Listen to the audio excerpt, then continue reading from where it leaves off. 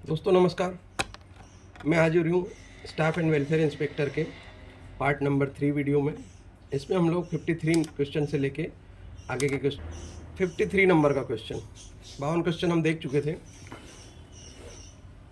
53 में दिया हुआ है कि अंतरमंडल स्वयं के अनुरोध स्थानांतरण मामलों के लिए आवश्यक न्यूनतम सेवा क्या है। What is the minimum service required for inter divisional own request transfer cases. Inter division मतलब जोन सेम रहेगा, सिर्फ डिवीज़न चेंज होगा। उसमें दिया हुआ ऑप्शन में 5 ईयर, 2 ईयर, 3 ईयर इनमें से कोई भी नहीं। इंटर डिवीज़न ट्रांसफ़र होता है दोस्तों, जोन चेंज नहीं होता जहाँ पर, उस कंडीशन में ऐसे कोई सर्विस पीरियड का कोई लिमिट बाउंडेशन ऐसा नहीं है, मतलब आप पोस्टिंग होने के तुरंत बाद भी ये ट्रांसफ़र ले सकते हैं। तो इसका सही आंसर रहेगा दोस्तों इनमें से कोई भी डिवीज़न में आप कोई भी ट्रांसफ़र, मतलब इनमें से कोई भी नहीं रहेगा इसका आंसर। आप कभी भी ट्रांसफ़र के लिए रिक्वेस्ट डाल सकते हो। एक अकेली महिला रेल सेवक 1 वर्ष में डैश बार CCL की हकदार होती है। CCL जो दिया जाता है दोस्तों, उसमें एक हो गया कि फैमिली में अगर कोई महिला है तो फैमिली में अगर कोई महिला है मतलब पूरा परिवार है, हस्बैंड भी है, और अगर सिंगल लेडीज़ है तो उसकी कंडीशन अलग है, और विद फैमिली में अगर लेडीज़ रहती है तो उसका अलग है। तो इसमें दिया हुआ है कि अकेली महिला रेल सेवक मतलब उसका हस्बैंड नहीं है, तो उस कंडीशन में क्या होगा, ऑप्शन दिए हुए 3, 6, 2 और इनमें से कोई नहीं। तो जो फैमिली में अगर रहेगी लेडीज़ तो उसके लिए 3 बार ले सकती है, लेकिन अगर वो अकेली है, सिंगल वुमेन है, सिंगल फीमेल है अगर, तो वो उसको जस्ट डबल कर दिया गया है, मतलब 6 बार ले सकते हो। इसका सही आंसर था ये। नेक्स्ट दिया हुआ है 55 में, केंद्र सरकार के पदों पर आर्थिक रूप से कमज़ोर वर्ग के लिए आरक्षण का प्रतिशत क्या है। What is the percentage of reservation for economical weaker section EWS in central government post. ये जो 2019 से लागू हुआ EWS, इसमें 10%, 20%, 5% और 15% दिया। तो इसका सीधा सा है कि EWS के लिए 10% का रिजर्वेशन दिया हुआ है। ए इज करेक्ट आंसर। विशेष विकलांग अवकाश को किस अवकाश में बदल दिया गया है। जो स्पेशल डिसेबिलिटी लीव पहले दी जाती थी उसको किस लीव में बदल दिया गया है, 7 CPC में। तो उसको जो है बदला हुआ है, ऑप्शन दिए हैं hospital leave, medical leave, quarantine leave और WRIL, काम से संबंधित बीमारी और चोट की छुट्टी, WRIL। तो इसका जो है आंसर रहेगा दोस्तों WRIL में उसको कन्वर्ट किया है, स्पेशल डिसेबिलिटी लीव को इसमें कन्वर्ट कर दिया गया। 57 दिया हुआ है कि बताइए कि 20 साल की सेवा के बाद जारी किए गए मानार्थ पास के मामले में निम्नलिखित में से कौन सा कथन सही है। State which of the following are correct in case of post retirement complimentary passes issued after 20 year of service. 20 साल की सर्विस हुई है और उसको मानार्थ पास जो जारी किया जाएगा उसमें से कौन सा कथन सही है ये बताना है। ग्रुप A और B को प्रतिवर्ष 3 पास मिलेंगे, तो 3 पास तो नहीं मिलते हैं रिटायरमेंट के बाद में, तो ये तो ऑप्शन आपका गलत हो ही जाएगा। सीधा हम इसे एलिमिनेट कर लेते हैं। अगर ग्रुप C के सभी कर्मचारियों को प्रतिवर्ष 2 पास मिलेंगे, तो 20 ही साल की सर्विस हुई है तो 2 पास नहीं मिलते हैं 20 साल की सर्विस में, तो ये भी एक कथन आपका जो है क्रॉस हो जाएगा। ग्रुप D के सभी कर्मचारियों को प्रतिवर्ष 1 पास मिलेगा, ग्रुप ये भी कथन गलत है इसका। और इनमें से सभी ऑल ऑफ दीज, एक्चुअली इस क्वेश्चन में डाउट होने के कारण इसको पूरे को क्वेश्चन को ही बाद में जो है इसको डिलीट कर दिया गया था, तो इसका कोई भी इसमें सही आंसर नहीं होने के कारण इसको डिलीट किया गया था, तो इसको भी हम डिलीट मार देते हैं।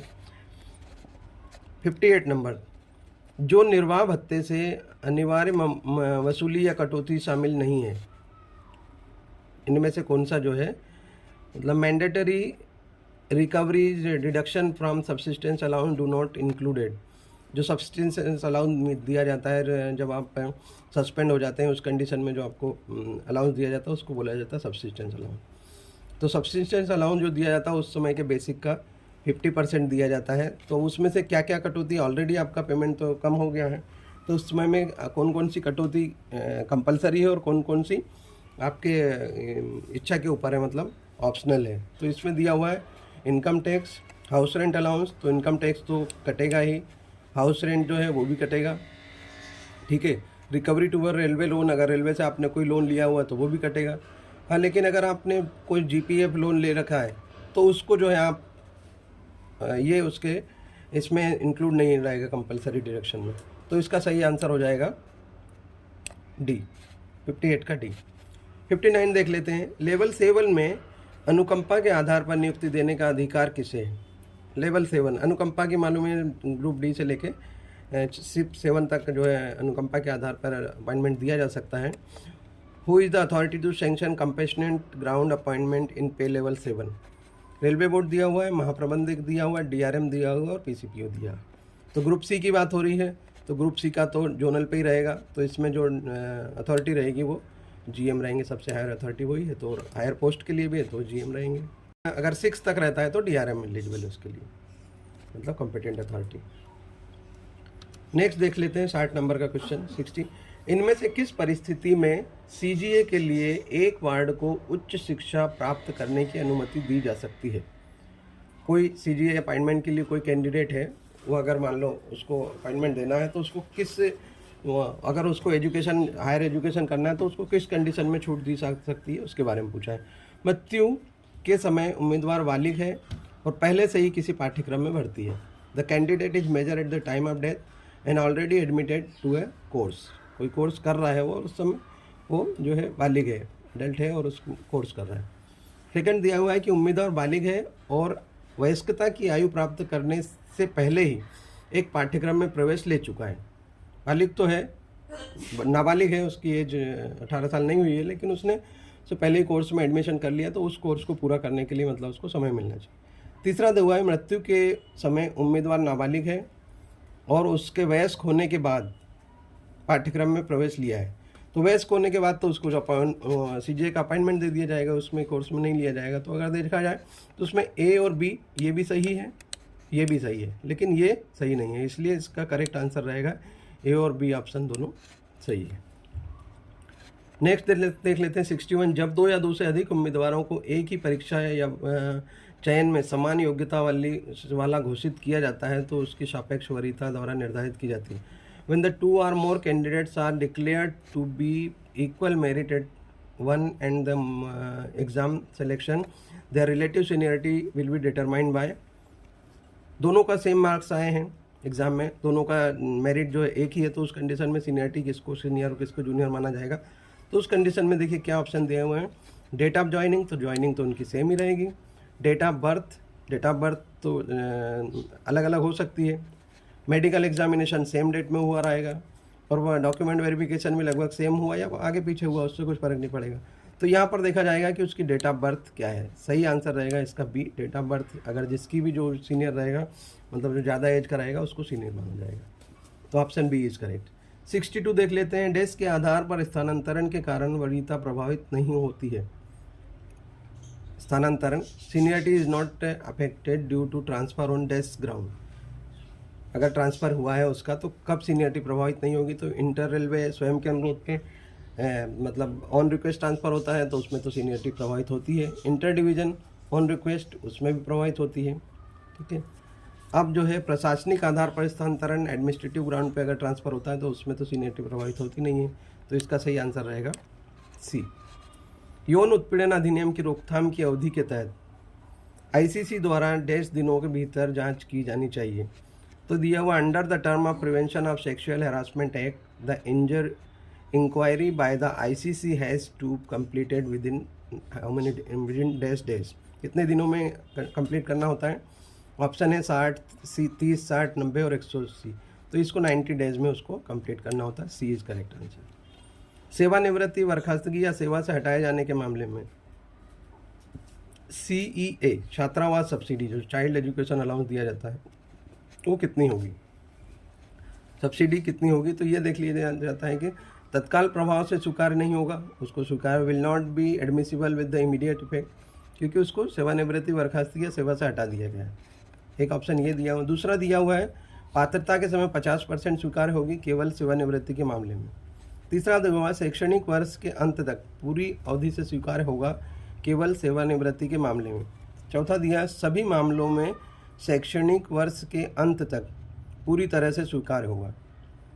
अब देखिए इसमें एक लॉजिक ये समझ में आता है, ऑप्शन डी इसका करेक्ट आंसर है 64 का। तो इसमें एक लॉजिक समझ में आता है कि अगर मान लो बर्खास्तगी, सेवानिवृत्ति या सेवा से हटाया जाता है तो ये एम्प्लॉई की गलती के कारण हुआ है ना।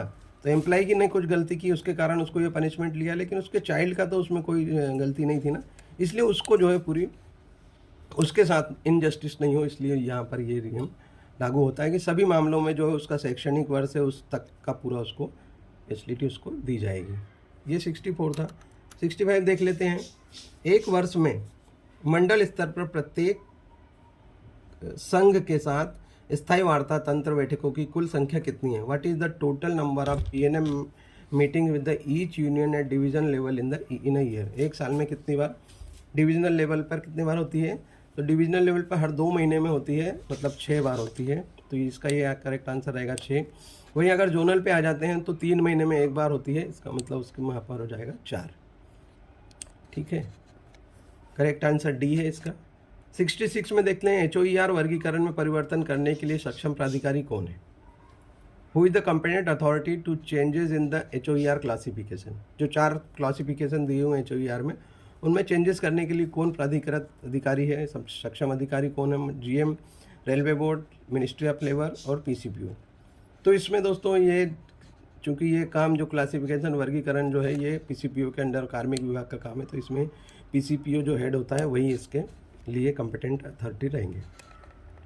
रिपोर्टिंग अधिकारी उस कर्मचारी का APAR भर सकता है जिसने उसके अधीन कम से कम डैश दिनों तक काम किया हो। कम से कम जो भी रिपोर्टिंग अधिकारी आपका इतने दिनों के लिए अगर उसने काम किया है तो कर सकता है। तो इसमें ऑप्शन दिए हुए 60, 90, 60, 30 और 120। तो इसमें 90 डेज, कम से कम 3 महीने उसने काम किया रहना चाहिए, तभी वो भर सकता है। उससे कम का समय है तो उसका वो उसके लिए एलिजिबल नहीं है, मतलब वो नहीं भर पाएंगे।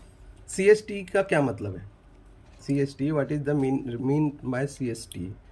Cashless transaction scheme in emergency transaction. देखिए ये इसको इस समय ध्यान से पढ़िए। Cashless transaction, okay. दूसरा दिया हुआ है cashless temporary scheme in emergency, cashless temporary scheme. तीसरा दिया हुआ है cashless treatment in system in emergency, और चौथा दिया हुआ है cashless treatment scheme in emergency. तो ये दोनों में लगभग सेम है, लेकिन यहाँ पर सिस्टम है और यहाँ पर स्कीम है। तो इसका सही आंसर रहेगा 68 का treatment scheme in emergency, not system. System नहीं रहेगा, स्कीम रहेगा। तो डी इज करेक्ट आंसर। सेवा में रहते हुए छुट्टी के नकदीकरण के लिए छुट्टी नकदीकरण के बाद न्यूनतम अवकाश सेवा डैश दिन होना चाहिए? मतलब for encasement of leave while in service minimum leave balance after leave encasement should be dash days. कितने दिन होना चाहिए? आप सर्विस के दौरान आप लीव इनकेसमेंट कर रहे हो तो आपके पास छुट्टी कितनी बचना चाहिए छुट्टी में, अगर आप लीव इनकेसमेंट ले रहे हो? ऑप्शन है 40, 90, 60 और 30। तो मतलब आप अगर 10 दिन की छुट्टी ले रहे हो तो उसके बाद में आपके पास 30 दिन की छुट्टी बचना चाहिए। तो 69 का जो आंसर रहेगा D is the correct answer. 70 number देख लेते हैं कि इलाज के लिए मेडिकल कार्ड में शामिल करने के उद्देश्य से पुत्र को परिवार का सदस्य माना जा सकता है यदि son can be considered as family member for the purpose of included in medical card for treatment purpose. If medical card में अगर किया तो 21 वर्ष से कम आयु के बेटे और पूरी तरह से रेलवे कर्मचारी पर निर्भर। तो ये तो उसका सही है, ये तो रहेगा उसके लिए। 21 वर्ष से अधिक आयु के अविवाहित बेटे, एज 21 से ज़्यादा हो गई लेकिन वो अनमेरिड है, और यदि पूरी तरह से रेलवे कर्मचारी के ऊपर आश्रित हैं तो ये भी सही रहेगा। ए और बी दोनों विकल्प सही है, तो और इनमें से कोई भी नहीं। तो ये जो है ए और बी विकल्प सही है, मतलब इसका करेक्ट आंसर रहेगा सी। ए और बी दोनों विकल्प सही है, मतलब 21 साल से कम हो और पूरी तरह निर्भर हो, 21 से अधिक है और अगर अविवाहित है, मतलब शादी होने के बाद में उसका नाम हटता है, शादी होने तक रहता है। ये अगर इन शॉर्ट में बोला जाए तो। अब देख लेते हैं 71। उपलब्ध रिकॉर्ड के साथ सेवा रजिस्टर का पुनर्निर्माण डैश द्वारा किया जा सकता है? Reconstruction of service register with available records can be done by. मतलब उसमें अगर कुछ चेंजेस करना है तो कौन कर सकता है? बिना सहमति, वित्त सहमति के DRM ADRM। दूसरा ऑप्शन है वित्त सहमति के PCPO। तीसरा दिया हुआ बिना वित्त सहमति के बिना DRM ADRM PCPO। चौथा दिया हुआ है विकल्प ए और बी दोनों सही है, और both option A and B. तो इसमें जो है दोस्तों अगर डिवीजन लेवल पे है तो DRM रहेंगे, और अगर हेडक्वार्टर लेवल पे है तो PCPO। तो इन दोनों का जो आंसर हो जाएगा ए और बी विकल्प सही है, तो answer D is the correct. वित्त सहमति उसमें लेना जरूरी है क्योंकि उसके कारण उसका फाइनेंशियली उसका वेरिएशन आ जाएगा उसके सर्विस के दौरान। संबंधित कार्यालय द्वारा अधीनस्थ रेल कर्मचारी को अभिलेख दिखाने का अंतराल क्या है? प्रधान कार्यालय द्वारा। The interval of showing service record to the subordinates railway employee by the respective head office will be, जो अधीनस्थ उसके कर्मचारी काम कर रहे हैं हेड ऑफिस के द्वारा, वो कितना रहेगा उसका पीरियड, तो उसको हर साल में एक बार उसको दिखाना चाहिए। तो करेक्ट आंसर रहेगा एवरी ईयर। ऑप्शन दिया है 2 ईयर दिया है, 3 ईयर दिया है, 5 ईयर दिया है, लेकिन हर साल में एक बार वो उसको दिखाना चाहिए। रनिंग स्टाफ के मामले में ओवर टाइम की गणना के घंटे कैसे किए लिए जाते हैं। In case of running staff, how to working hours are considered for calculation of overtime. Running staff के लिए जो ड्यूटी का आवर्स होता है वो sign on to sign off होता है। जब साइन ऑन कर दिया उस समय से उसका ड्यूटी स्टार्ट हो जाता है, और जब वो साइन ऑफ करता है तब उसका ड्यूटी कंप्लीट मानी जाती है। तो इसका ऑप्शन रहेगा, दिया हुआ है sign in to sign out, sign out to sign in, तो ये तो डेफिनेटली नहीं रहेगा। विकल्प ए और बी दोनों, तो ये दोनों तो कॉन्ट्राडिक्टरी है, तो ये भी नहीं रहेगा। विकल्प ए और बी दोनों गलत है, ये भी नहीं हो सकता। तो करेक्ट आंसर इसका ए रहेगा, sign in to sign out. 74 दिया, इनमें से कौन सी सुविधाएं फैक्ट्री अधिनियम के तहत कल्याणकारी उपायों के दायरे में नहीं आती है। वेलफेयर जो स्कीम रहती है, which of the these facility not come with the purview of welfare measure under factory act. Factory act 1948 का जो है, बैठने और कपड़े धोने की सुविधाएं, प्राथमिक उपचार की, प्राथमिक चिकित्सा और उपकरणों की सुविधाएं, सोने के बिस्तर की सुविधाएं। अब ये देखिए इसमें बोल रहा है सोने के बिस्तर, तो आप ड्यूटी पर आ रहे हो तो सोने के बिस्तर की सुविधा कैसे मिल जाएगी, तो इसका सही आंसर हो जाएगा। और एम्बुलेंस की सुविधा, तो ये तो वेलफेयर में आते हैं, तो यहाँ जो सोने की सुविधा है ये जो है इसका आंसर हो जाएगा, ये उस फैक्ट्री एक्ट में नहीं आती है। सी इज़ द करेक्ट आंसर। कर्मचारी की मृत्यु के मामले में रेलवे क्वार्टर का अनुमेय प्रतिधारण, permissible retention for railway quarter in case of death of employee. अगर कोई एम्प्लॉई की डेथ हो जाती है और अगर वो क्वार्टर को रिटेंशन लेना चाहता है तो उसको नॉर्मल रेंट पर उसको कितने महीने के लिए दिया जा सकता है, 12 महीने हैं, 6 महीने हैं, 9 महीने और 24 महीने। तो इसका सही आंसर रहेगा दोस्तों 24 महीने, मतलब 2 साल तक वो क्वार्टर को रिटेंशन ले सकता है, क्योंकि एम्प्लॉई की डेथ हो गई उस कंडीशन में उसको क्या कहाँ जाएगा, क्या करेगा, इस कंडीशन दिए हुए 2 साल है। The central administrative tribunal exercise jurisdiction only in relation to the death matters of litigant covered by the act। जो CAT का जो मतलब ट्रिब्यूनल है उसमें जो है आप किस टाइप के केस को मतलब सुनवाई के लिए भेज सकते हैं, तो लीगल हो गया, सर्विस हो गया, रेलवे मैटर्स, और इनमें से कोई नहीं। तो कैट जो बना हुआ है दोस्तों वो सर्विस मैटर्स में, अगर आपको कोई फिक्सेशन में, कोई सीनियरिटी में या कुछ इस टाइप के अगर सर्विस से रिलेटेड कोई अगर इशू होता है तो आप उसके लिए केट में जा सकते हो। तो करेक्ट आंसर रहेगा सर्विस। 77 दिया हुआ, कर्मचारी मुआवजा अधिनियम 1923 को पहले इस नाम से जाना जाता था। पहले किस नाम से जाता था? Employee compensation act 1923 was previously known as कर्मचारी कल्याण अधिनियम, एम्प्लॉय वेलफेयर एक्ट, ये तो कोई था नहीं। Workmen compensation act, workmen benefit act, ये भी नहीं है। तो ये जो इसका करेक्ट आंसर रहेगा कामगार मुआवजा अधिनियम, वर्क्समैन कंपनसेशन, WCA जो बोला जाता था। 78 दिया हुआ है, किस मामले में ट्रेड यूनियन अधिकारियों को यूनियन की सहमति के बिना हस्तांतरित किया जा सकता है? तो इसमें vigilance case, promotion case, legal necessity and all of this. तो इसमें सभी केसेस में उसकी परमिशन के बिना ट्रांसफ़र किया जा सकता है। तो यहाँ तक दोस्तों 78 क्वेश्चन हो गए हैं। बाकी के क्वेश्चन को हम अगले वीडियो में कवर करते हैं। तो नेक्स्ट वीडियो के लिए जब तक आता है तब तक के लिए आपसे मैं इजाज़त चाहूँगा। थैंक्स फॉर वॉचिंग, मिलते हैं नेक्स्ट वीडियो में।